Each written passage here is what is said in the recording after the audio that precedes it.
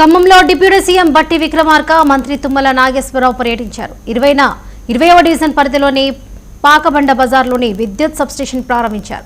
పాత విద్యుత్ లైన్ల మార్పులో ఆలస్యం చేయవద్దని మంత్రి అధికారులను ఆదేశించారు. విద్యుత్ లైన్లో కింద మొక్కలు నాటడం పెరిగాక నరకడం పరిపాటిగా మారిందన్న మంత్రులు ప్రభుత్వ శాఖల మధ్య సమన్వయం ఉంటేనే అభివృద్ధి పనులు వేగంగా సాగుతాయని వెల్లడించారు.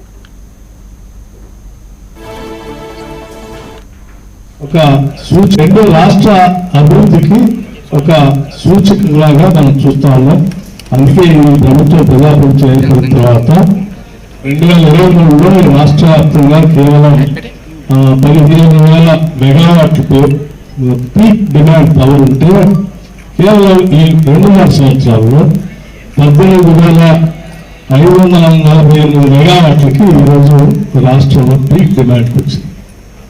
అంటే కేవలం 2.5 సంవత్సరాల్లో 3,500 పైబడి మెగావాట్ల పవర్ పీక్ డిమాండ్ అంటే వాడటం ఈరోజు రాష్ట్రంలో జరిగింది. అంటే కేవలం 2.5 సంవత్సరాల్లో ఈరోజు రాష్ట్రంలో ఉత్పత్తి పెద్ద ఎత్తున పెరగటమే కాకుండా ప్రజల బయింగ్ కెపాసిటీ కూడా పెరిగి ఏసీ వాడటం కానీ లేకపోతే ఇతరత్ర అనేక రకాలైనటువంటి గృహ అవసరాల కోసం వాడటం కానీ పెరిగింది.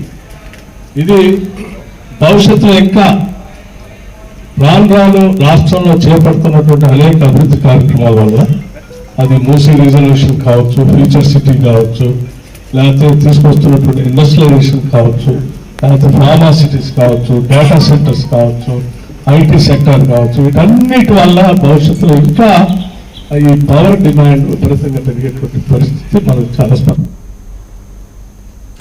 ఆసిఫాబాద్ పట్టణంలోని జన్కాపూర్ కాలనీలో క్షుద్ర పూజలు కలకలం రేపాయి.